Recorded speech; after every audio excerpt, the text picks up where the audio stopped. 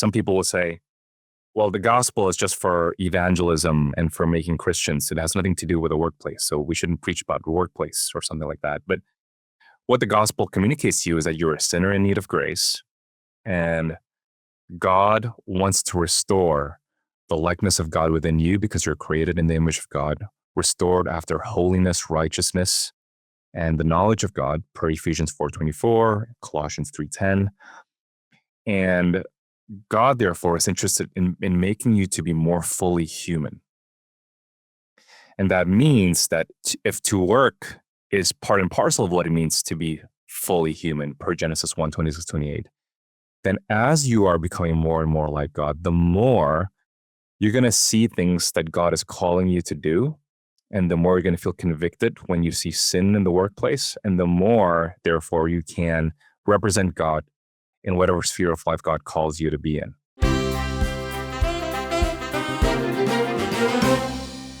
Well, hello, I'm Damein Schitter, and I'm joined by my co-host, Karen Thigpen. And today, we have Dr. Gray Sutanto, who contributed an article to our 2024 Institute for Faith, Work, and Culture Colloquium. And the article was titled, Work Under the Fall. Gray is an associate professor of systematic theology at Reformed Theological Seminary's Washington, D.C. campus. And Gray's research interests are broad, and he has many publications, but maybe notably for this conversation is his work with Corey Brock on the book Neo-Calvinism, A Theological Introduction, as well as the podcast that he's a co-host of called Grace in Common. Gray, it's great to have you with us today. Good to be here. Gray, the project that we gave you to write on was Work Under the Fall. And I'm curious, how much thought had you put into the doctrine of the fall and the faith and work conversation? In other words, what was your experience writing the paper? Yeah, that's great. So I think, the first moment I started thinking about these matters was, of course, as an undergraduate student at Biola University. In your senior year, you had to take some kind of faith and work seminar, and I took one of business ethics at that point. But basically, the whole thrust of the university liberal arts curriculum there was to think about how Christianity would holistically be applied to your workplace, to apply to your life after you've graduated, right? And so they were really keen on instilling the principles of the Christian worldview for every student so that they would go out and be a graduate and therefore be reflective of Christ in that respect. And then fast forward, after seminary and my PhD years, I pastored in Jakarta, Indonesia. It's an urban city, lots of entrepreneurs, lots of business folks in our church, lots of doctors, lawyers, and so on. And so we were constantly engaged with people in their workplaces, and they were constantly asking questions about, is work just futile? Is work just for nothing? Is this hopeful work possible? Is reflecting Christ in our workplaces possible, given how in many cases, right, corrupt or economically destitute the Jakartan context could be? And so wrestling with those sorts of questions led me to the Neo-Calvinist tradition. I did my research in Herman Bavinck, did a lot of reading in that tradition. Maybe listeners have heard of the work by Wolters, Creation Regained, for instance. And I see in this tradition a really lively and explicit discussion of the relationship between faith and work and the relationship between Christ and culture, that Christ has much to say about our lives between Monday and Saturday, and that we have to distinguish between work as it was originally intended by God and work as problematized by the curse on the ground before us and the curse of the fall, right? So those are really interesting and useful sources for me, and I hope I've pointed to those sources in that essay, but that was how it all started. Yeah, that makes a lot of sense. So you actually have quite a bit of experience thinking about these matters theologically. Well, I would hope so anyway. So, I hope that this is a helpful piece for folks, and I really hope to show that Christianity has fertile resources to think about how the workplace is a place of sanctification, but also at the same time a place that is challenging because of the conditions of the fall. But Christianity does tell us that work was given to us before the fall, right? And that's an important thing that we can talk about as well. Yeah, absolutely. And in fact, in just a moment, I'm going to jump right into that topic. But I'm curious for you personally, as a worker, as a follower of Christ, how has this doctrine and these ideas been good news to you? Yeah, so I think it's been good news to me because I recognize now that work is constitutive of who we are as made in God's image, right? God has made us in his image. Genesis 1:26-28 tells us, and immediately after blessing us, he tells us to work and keep the ground to be fruitful and to multiply, right? And so there's something God glorifying, God honoring, and also dignifying about human labor. It distinguishes us from other beings is that we're able to represent God in our work, in our labor, both familial labor, in the act of procreation and raising up your children and so on, and also cultural labor, working and tilling the ground, keeping it holy, and cultivating the garden in that respect. So I think it helps me understand that when I get up to do work, whether it's Sunday or Monday, I can recognize that this is something I was made for. This is not just something that is to the side of things. This is not in the peripheral vision. This is not a parenthesis to real life, but this is the stuff that God has made us to do. And in fact, we feel good when we work. We feel good when we see the fruit of our labor. Even some basic things like cleaning up your room or doing cleaning your bathroom. We feel good because we were made for this sort of labor. And the cycle of work and rest is something that God wants us to participate in, and he delights in that work. So I think it's good news for us in that respect. And it's good news for us because we recognize that the problems that we see in creation are not natural to it. And we feel as we're working a gap between what ought to be and what is. And that gap was given to us as a vision of hope from God as well, because we recognize through our work, hey, things are not the way that they're supposed to be. And even when we're trying our best, there's always that gap. Why has God given that to us? Well, God is using that gap to show us that this world is not as how he created it to be. And he wants us to long for a greater consummation in the last day. And so there's so much of work that points us to the good news of the gospel and the restoration that God intends to bring about in the last day. Thank you. Damein, let me ask a question. This is Karen. Gray, you have given so much thought to this in your time in Jakarta as a student and now as a professor of systematic theology. Do you find students in your classrooms are putting the pieces together of work in faith integration as it pertains to outside of just theory? What kind of interaction do you get to have as you're processing this with students that are being trained up for church leadership? Yeah, well, I am so grateful that I get to do this work in RTS, Washington, D.C. in particular, because we have so many folks here interested in public policy, interested in church and political work and church and public foreign policy. All kinds of people go through our doors here at RTS, Washington. I mean, just a couple of weeks ago, I was having dinner with a former student. Her name's Susan Gates, and she's the director for the Institute of Faith and Law.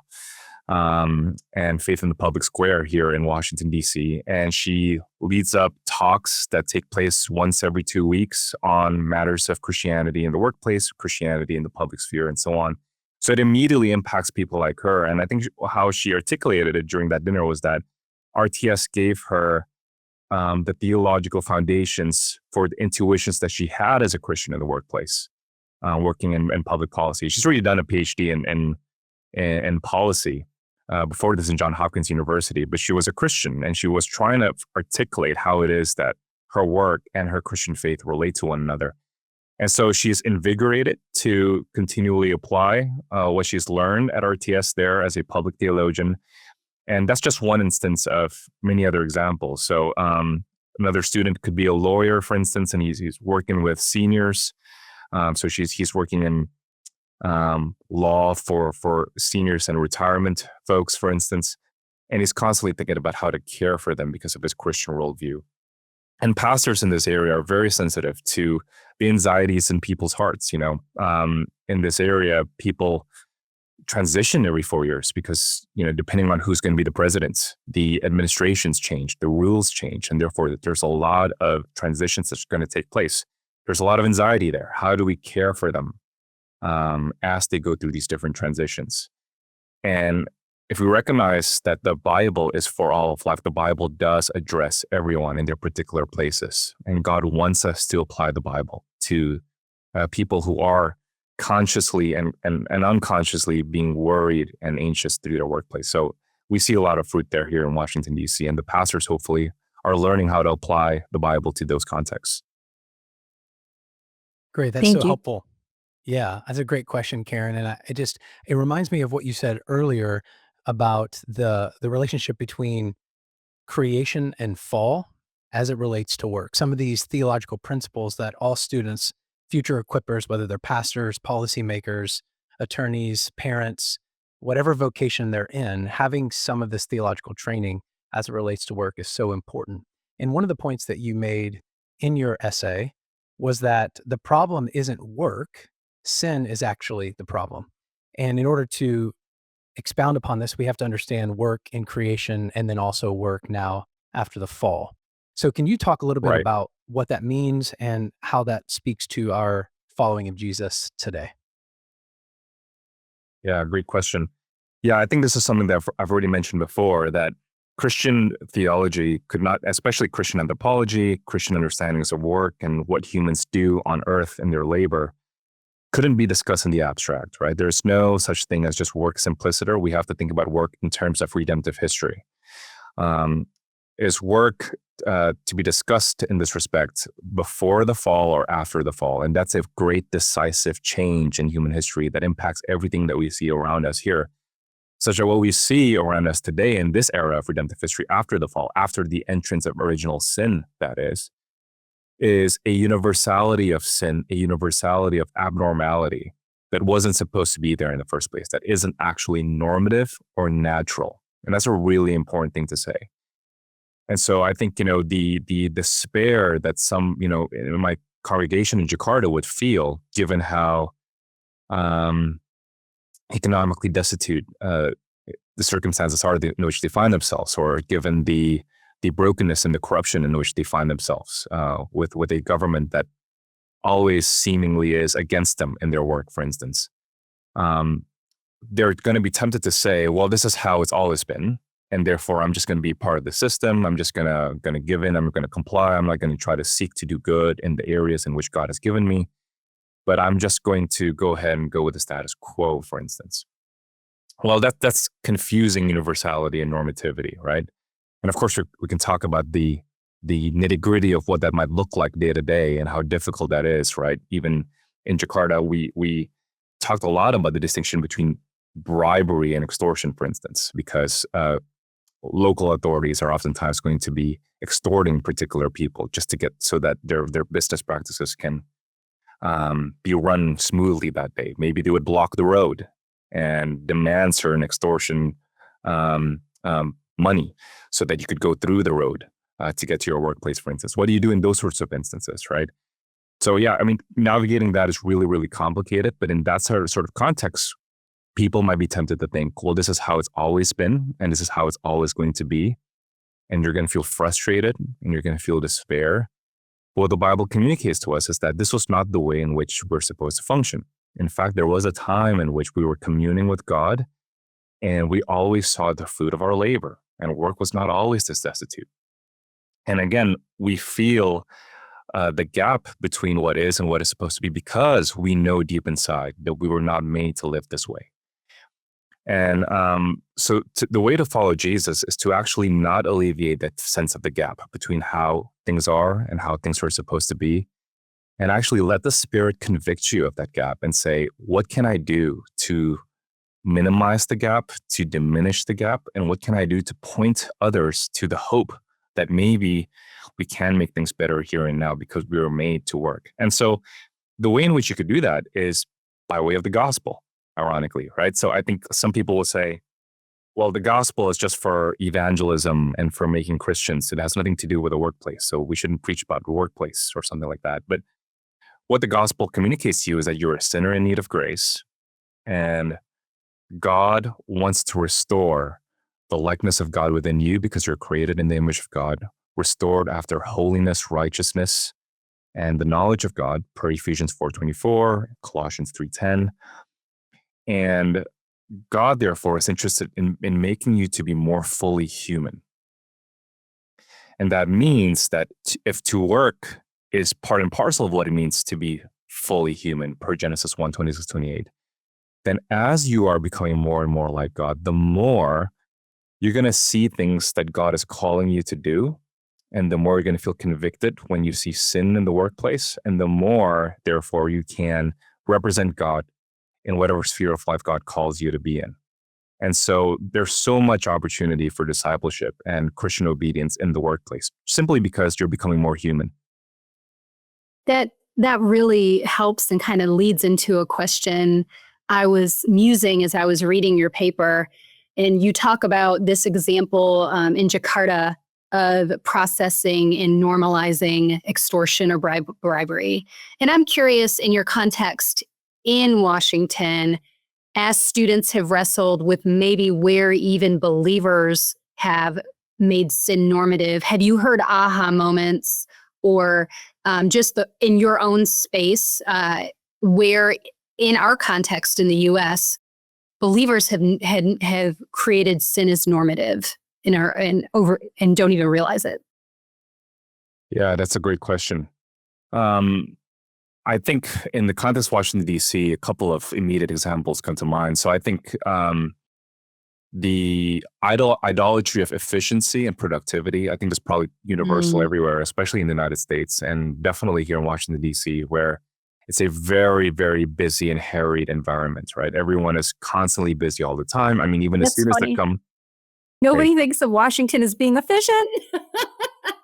That's hilarious. Sorry. No worries. Yeah, it's interesting. Despite what goes on here, right? So even when you take a look at like our student body, Karen, we offer. There's basically like in RTS Washington campus, there's two classes of students, right? There's the full-time, recent college grad sort of student. They're taking some morning classes, a lot of the afternoon classes, every day. But then there's also the night students or the intensive student body or the part-time student body. And a lot of these guys are second career or they're working full-time already in the state, for instance, or they're lawyers, again, as I mentioned before, and they're taking these night classes. So it is just, they're constantly doing something, right?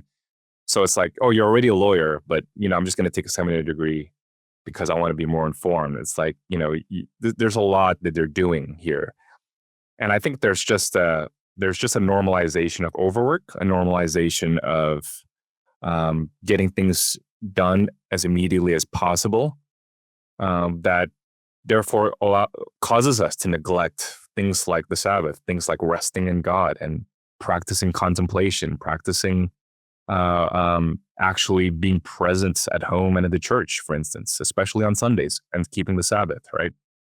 I find myself tempted in that direction too. I would be sitting in church and I'd be like,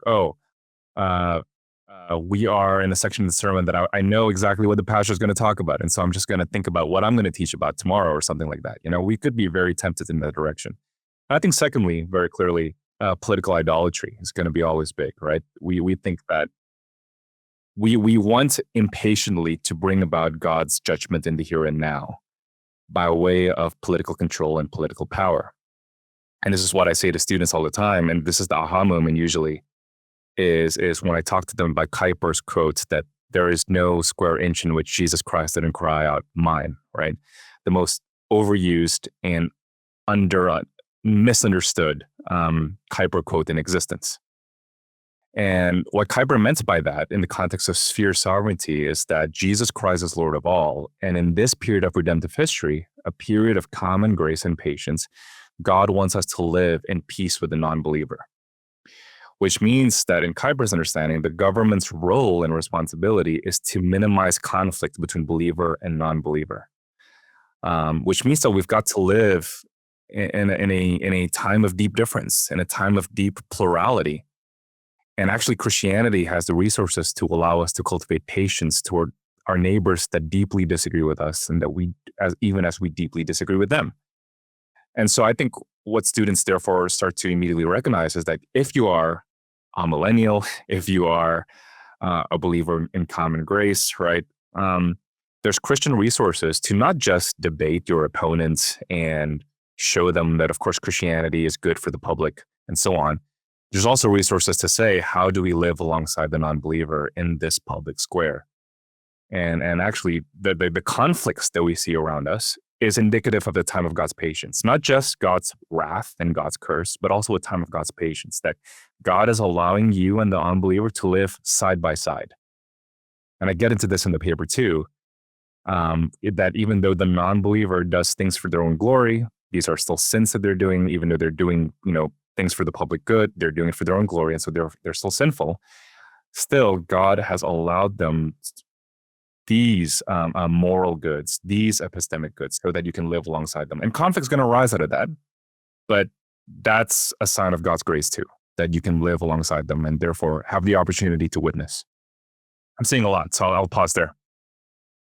That really piggybacks another question I had hoped to ask you, was for our listeners who may have read your paper. You discussed the terms cultural mandate and common grace. And for those that are just beginning students of work and faith theology, can you shed some light on the origin of those terms and kind of how they've gone from historical context to how they're used in modern discourse right now? Yeah, great question. So I'll start with the cultural mandate first, and then we'll go to common grace. If I forget about common grace, please remind me. Cultural mandate, again, the conceptual material for the term cultural mandate is Genesis 1:26-28. It's shown in that imperative that God gives to humankind to be fruitful and to multiply, to lay dominion over the whole world, right? And to every fish, creeping thing that's on the earth. And so the cultural mandate is a mandate to cultivate creation, the mandate to cultivate creation. And it is a facet, a dimension of what it means to image God. So just as God is the creator of everything, so humanity creates out of something. But God creates out of nothing. We create out of the nature that God has given to us. So, Psalm 104 is a great psalm that attests to this. God gives us the fields. The fields is what he creates out of nothing. But from the fields, we make bread and oil and wine, right? And so bread and oil and wine is the cultivation of materials that we find in nature that God has created out of nothing. And through that cultivation, we imitate God on a creaturely level. And so the cultural mandate is just the imperative that coincides with or corresponds to who we are as made in God's image. And so the cultural mandate is always there. As long as you're a human being, as the moment you get up and you're making yourself a cup of coffee, you are enacting the cultural mandate. The moment you get up and you are taking care of your kids, right, you're enacting the cultural mandate. This is productive, fecund labor. And the cultural mandate, therefore, is just ingredient to what it means to be human. It doesn't go away. And that's an important point to bring out, because there are some theologians who misunderstand it to say the cultural mandate ceased after the fall. Well, you don't cease to be human after the fall. You're still human. And so it doesn't make sense to me to say the cultural mandate ceased after the fall. And in fact, the Great Commission of making disciples and making sure that they're baptized in the name of God is another way to show how the cultural mandate is still ongoing. Because by way of discipling people into Jesus, we're becoming more human and therefore more able to represent God on earth, right? So as we are Christians in the workplace, in the families, and so on, we are, and in our faithful working, we are representing God on earth and his sovereign dominion over the world. Now, the historical term itself was probably coined by Klaus Schilder, a second-generation Kuyperian theologian in Kampen Theological University in the Netherlands. Though I think conceptually it's always been there in Augustine and Francis Turretin. Francis Turretin, for instance, says humanity was made to obey God, image God, and to lay dominion over the earth. And Bavinck would talk about the heavenly mandate, that by way of representing God, we are being obedient to God, and so therefore we are directing ourselves toward a consummate destiny of a land or the whole world illumined by the glory of God, and so on. Now, in light of modern colonialism and globalism, some people say, well, the cultural mandate is just a colonialist term. It's allowing us to lay hubris on the earth and things like that. Well, I would argue that those are misuses of the term cultural mandate.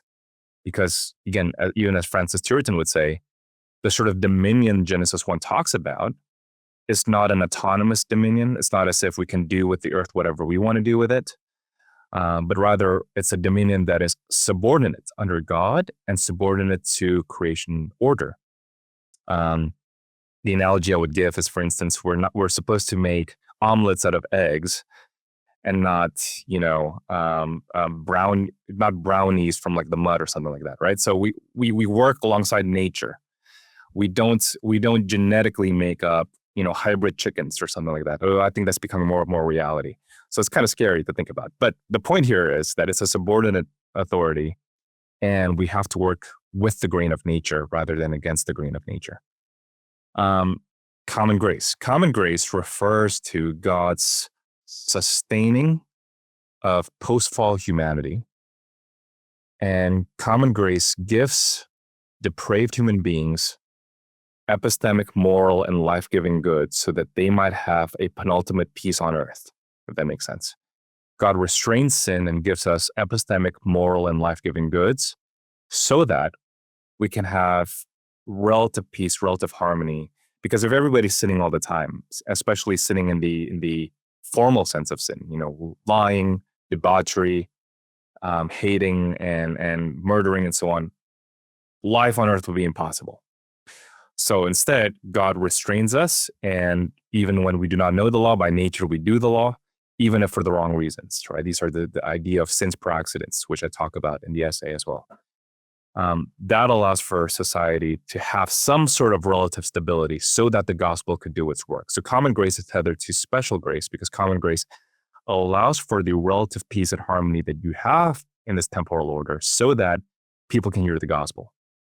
And so common grace is what allows you to appreciate the non-believer's work without jeopardizing the difference that Christianity makes when Christianity comes to change and transforms a person.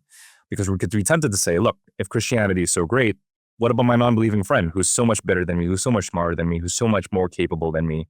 I guess Christianity doesn't make a difference. No, Christianity gives us the theological resources to account for why it is that the non-believing friend is so good. And unwittingly, that unbelieving friend is imaging God, even if they are denying the God on which they depend and image, right? So it allows for that sort of theological appreciation of culture without baptizing culture, and therefore just approving it unilaterally.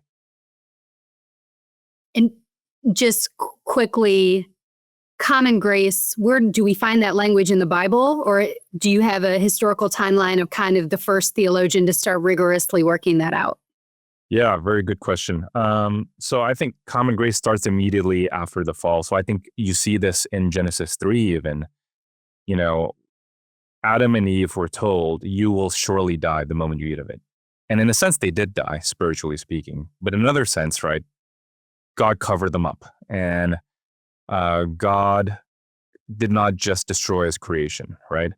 And we see this as well in the story of Cain as he was exiled from the garden in Genesis 5. And he was rejected. His sacrifice was rejected by God. He had murdered Abel and he was exiled. And the line of Cain, who rejected God, continued to build cities and infrastructure and technology and music, the lyre and the harp and so on. And so we see it conceptually there, though not terminologically there, immediately after Genesis 3. God is being patient with these non-believers. I think the question you're supposed to ask when you're reading Genesis 3, 4, and 5 is, hey, I thought you were just going to kill everyone. I thought you were just going to punish everyone. But look, Cain is still having a family. Cain is still enjoying the city. Like, what's up with that? God, you're incredibly patient towards the non-believer, right? I think we can also infer from Romans 1, verses 24, 26 to 28. There it says that in wrath, God lets us go to our basest impulses. And so the flip side of that, the converse of that is God restrains our sin. When he doesn't show us his wrath, he restrains our sin, therefore.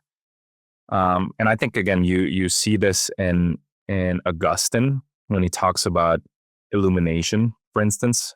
God gifts us with certain knowledge of morality, of natural truths like maths and logic and the rules of rhetoric, for instance, he would argue. And you also see this very clearly, especially in the Reformed tradition, because we want to say, if people really are as corrupt as Reformed people say, like we believe that people are totally depraved, how do you explain the fact that on my way to work, I got a Starbucks coffee and I didn't ask whether or not the barista was a Christian? Like, and I was not worried that it's going to be poisonous coffee or something, right? Well, people seem to be pretty good. My dentist is not a Christian. He's doing a pretty good job, right? Soldiers I depend on are not Christians. They're doing a pretty great job. Like, how do you account for the fact that there's so much good in the world? Well, the Reform would argue, yes, people are depraved, but God gives, Calvin would talk about internal graces. Van Maastricht talks about inward graces, external graces. And Kuyper and Bavinck really focused on that and made it an actual dogmatic loci. That is a topic, a full-on topic of conversation. So they expanded on what's already there in the Reformed tradition on this. Thank you. That's so good. That's a great question, Karen. And Gray, on that point, as I interact with those who are equipping people for more integrated faith and work, or those who are in the marketplace, frontline people who are interacting with these dynamics day in and day out, common grace is simultaneously a breath of fresh air because it gives them an understanding or a lexicon, like words to use to describe the world as it is. And at the same time, it can be somewhat confusing because earlier when you mentioned common grace in its connection to special grace, sometimes common grace can expand a person's redemptive imagination, like what their daily work is and for, even under the fall. And yet sometimes it also can insidiously reinforce a type of dualism that makes them diminish that work because it is penultimate. So I wonder could you Right. speak to that person who's either having that conversation with someone in their work and how it matters, or they themselves Yeah. are wrestling through this? What's the relationship? How would you explore that?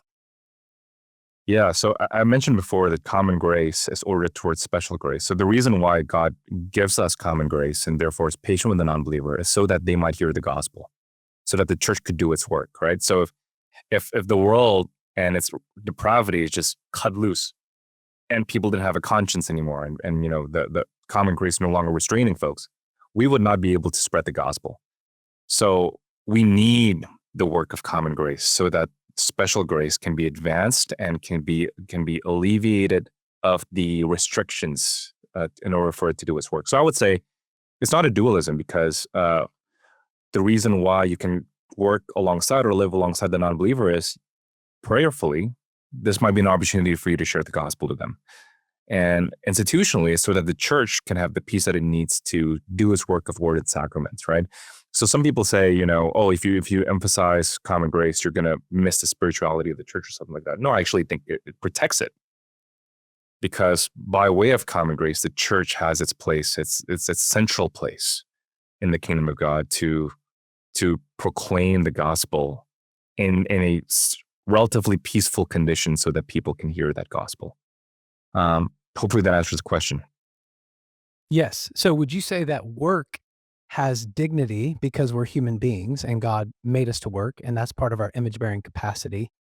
And yet work under the fall, we have to manage this tension that you were talking about as it relates to the work of the church and God's redemptive purposes in the world. Yeah, absolutely. That's right. And I think the reason why you're able to work in whatever work that you're in, whether you are a janitor, a teacher, a business person, whatever it might be, if you are called to be a disciple of Jesus Christ, you will represent God in that workplace. And doing work excellently, you are being fully human. But that in itself is a difference, right? Because what we understand from Scripture is that we are broken human beings.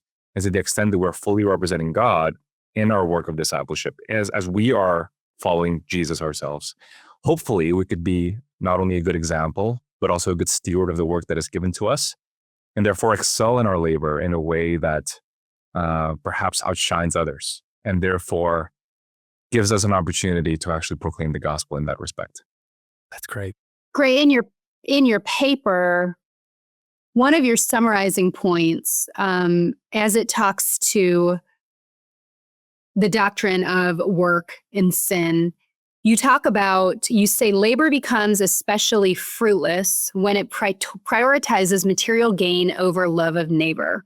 And that stood out to me as I began to think of my own circle of influence and the people I know that either work in capacities where they cannot possibly know all the people in their charge or the end user in which they serve, either because of the global or just grand scope of their work, or because they're remote. Right. And I even think of for professors like you that have online students, what does it look like to love your neighbor when you don't actually know your neighbor? Yeah, that's a great question. I think one way we could think about it is, if whatever it is that you're working on is a preservative good or is a good in itself, the way you're going to think about it is, I don't know who's going to benefit from or use this work of mine, but I know that my purpose for it is for the good. And as best as I can, I'm going to create something that isn't going to be abused as best as I can, right? So I think the way to think about it is that you have a particular audience or a particular people that you're trying to reach with your work. And again, this is not only with respect to, well, with professorship, it's more obvious, right? Because you want to say, I hope I speak truth, and I hope I write in a way, and I hope I teach in a way where the words that I use are clear enough that they're not going to be abused a generation later, that it's not going to be mangled in such a way.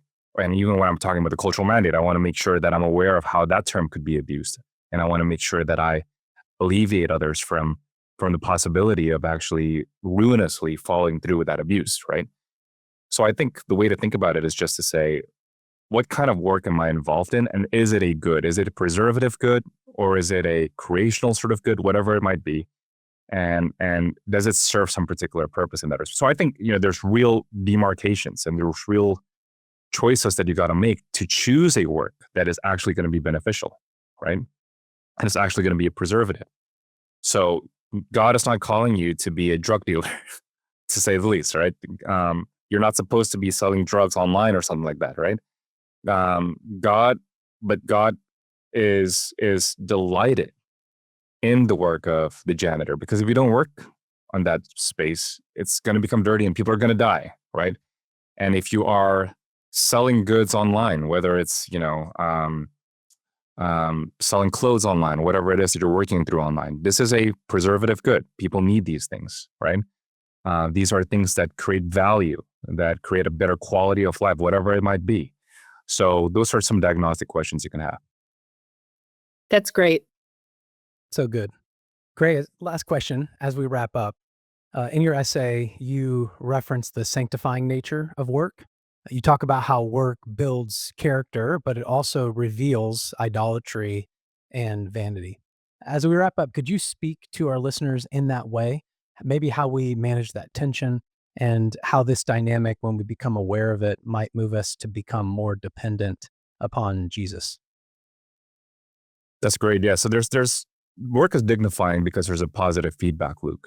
The more you work, the more you see fruit, hopefully, and the more you want to work, and the more you feel dignified in the sense that you feel that there is purpose to your existence, that these are things that you are enjoying as the fruit of your labor. And work is sanctifying.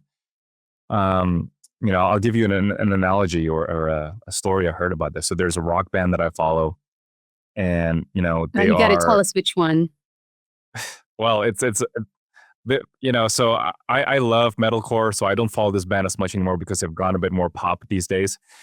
But let's Bring Me the Horizon. So I don't know if any of you have heard that, but I think Justin Holcomb might have.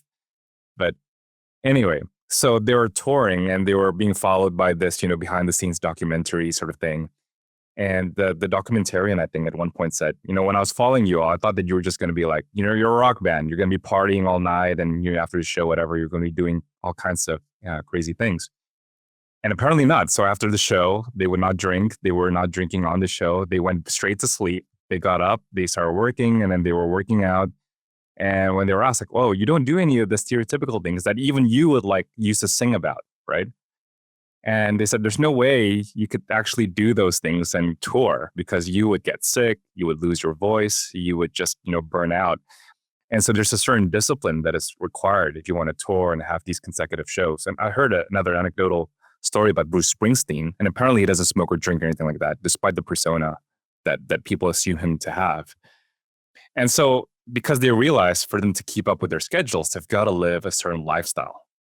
And if you're living in all kinds of substance abuse, you can't possibly keep up with the work that is demanded of you and meet the schedule and so on. And I think there's an analogy there too. I think the moment you have responsibilities, maybe it's a typical 9 to 5, 8 to 5 sort of job. Like you got to sleep early. You've got to wake up on time. You've got to regulate your schedule. You've got to be healthy enough that you have enough stamina to do all those things. And also work requires you to let go of things that would hinder that work, right? And work forces you, hopefully, to engage with other people and not just live in your own head, and to think about your responsibilities for others. So in that respect, it's sanctifying. But work, again, is also going to expose you to your idolatries, because work, like your family, like your kids, like your spouse, can be an idol, and you can get your identity from your work. And so therefore, God is calling you to depend on him, and therefore you have to rest in your labor too. So there's so much good that come from it, and no least in the process of discipleship. Well, thank you. It's a great place to end. Gray, thank you for your work on the essay, and thank you for this time to invite our listeners deeper into the conversation.